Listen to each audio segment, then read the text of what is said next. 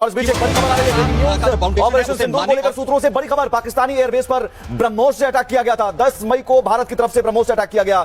चकलाला, जैकोबाबाद, बुलारी पर ब्रह्मोस से अटैक किया गया। स्कर्दू एयरबेस पर भी ब्रह्मोस मिसाइल से हमला किया गया। ये बहुत बड़ी खबर है। ब्रह्मोस मिसाइल का इस्तेमाल किया गया पाकिस्तान के खिलाफ और ये बड़ा हमला। एयरबेस तो हमने तबाह कर दिए, करीब 11 एयरबेस, पाकिस्तान के 11 एयरबेस जी, जिसे हमने तबाह कर दिया और ब्रह्मोस मिसाइल से अटैक किया गया। इस पर रिएक्शन में यूके देवना सर आपसे लूंगी। देखिए, आज 11 तारीख हो चुकी है, हम 10 मई की बात कर रहे हैं जब भारत की तरफ से ब्रह्मोस से अटैक किया जाता है पाकिस्तानी एयरबेस पर। ये अटैक कितना खतरनाक रहा होगा?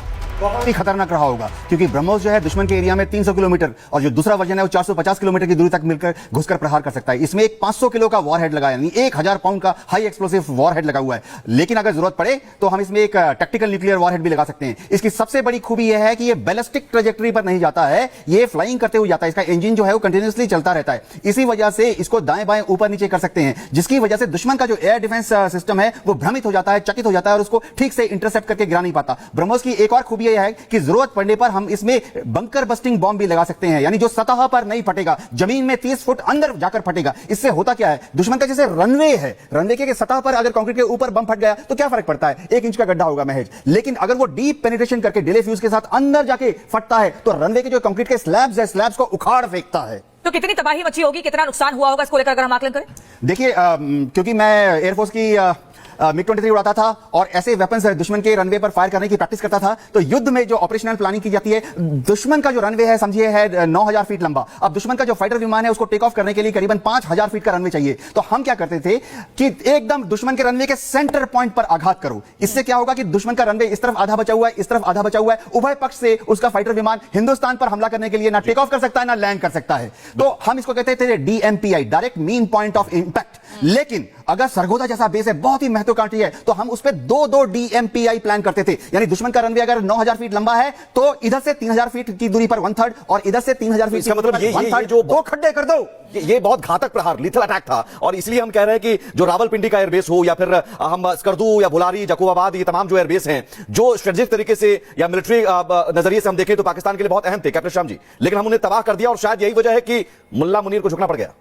डेटरेंस तो वॉर का हिस्सा है और अगर हमने डैमेज किया है, डेंट किया है, तो यह बहुत बड़ा डेटरेंस है। और इसी कारण से आपने देखा कि परसों रात में जो हुआ उसका आपने कल दिन भर का डिप्लोमेटिक इफेक्ट देखा। तो आपने वॉर को टर्न किया है कल, और कल इसीलिए ऐतिहासिक दिन है क्योंकि हमने एक बहुत बड़ी जीत हासिल की है दूसरे फ्रंट पे, जिसे हमें ज्यादा आज समझना चाहिए और उस पर हमें ज्यादा समझदारी के साथ डिस्कशन करना चाहिए कि यह फ्यूचरिस्टिक मैसेज क्या है और यह वॉर के अंदर घुसा हुआ ब्रह्मोस का इस्तेमाल मैं समझना चाह रहा हूं कैप्टन श्याम जी, ब्रह्मोस का इस्तेमाल हमने किया और यही वजह है कि पाकिस्तान अब थर-थर कांपने लगा और गिड़गिड़ाने लगा अमेरिका के सामने। बिल्कुल, ब्रह्मोस का इस्तेमाल आपने अभी बताया और उसकी रेंज अब हम 800 किलोमीटर तक ले जा रहे हैं। अभी 450-300 तक की बात कर रहे थे, ये DRDO अब इसको रिसेंट जो है वो 800 किलोमीटर तक ले जा रहा है और वायुसेना, जलसेना और थल सेना तीनों से ब्रह्मोस कैपेबल है फायर करने के लिए। हमारा सबसे सशक्त मिसाइल है और अब इसको हम विदेशों में बेच रहे हैं, ये हमने सबने देखा। बिल्कुल, लेकिन major general SP Sinha sir, मैं आपसे भी ब्रह्मोस मिसाइल के बारे में ही चाहूंगी कि इस पर आप बताएं, दर्शकों को समझाएं कि कितनी खतरनाक ये मिसाइल है, कि कैसे इससे दुश्मन की शामत आती है, कैसे दुश्मन को हम खबरदार करते हैं और उनके नापाक मंसूबों में उनको नाकाम करते हैं। ये ब्रह्मोस ज्वाइंट प्रोडक्शन रशिया और हिंदुस्तान के बीच का प्रोडक्ट है।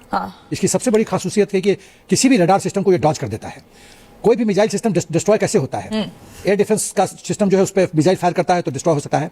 रडार स्पॉट करता है कि ये हिंदुस्तान का मिसाइल आ रहा है तो उसको फिर लॉक करके फिर डिस्ट्रॉय करता है। लेकिन जब रडार ही इनकैपेबल है, रडार ही इसको नहीं लोकेट कर सकता है, इसका पीछा कर सकता है, तो ये तो मनमानी कर सकता है। और वही नतीजा है कि आप जितने 11 एयरबेसेस की बात कर रहे हैं और ब्रह्मोस इस्तेमाल किया है, ये अपना खुल के बिंदास की तरह गया है, डिस्ट्रॉय किया है, वो बस अपना मिशन अकम्प्लिश किया है।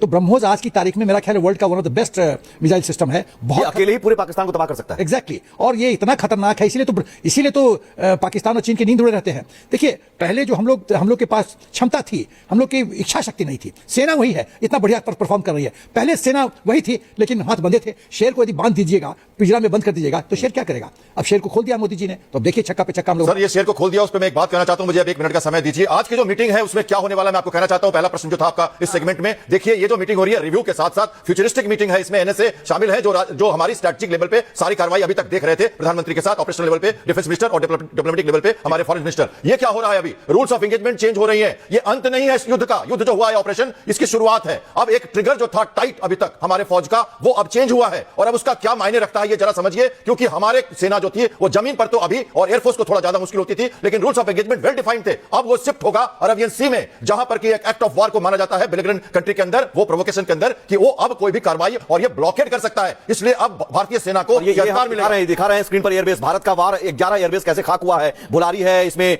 नूर खान, जैकोबाबाद और ये तमाम जो एयरबेस ये सारे वही पाकिस्तान के एयरबेस हैं जिस पर भारत की तरफ से वार किया गया है। इस मैप के जरिए हम आपको बता रहे हैं बाहुबली ब्रह्मोस का इस्तेमाल किया है। रफीकी आप देखिए, सुकूर सैन्य बेस और भोलारी एयरबेस, जैकोबाबाद एयरबेस दिख रहा है।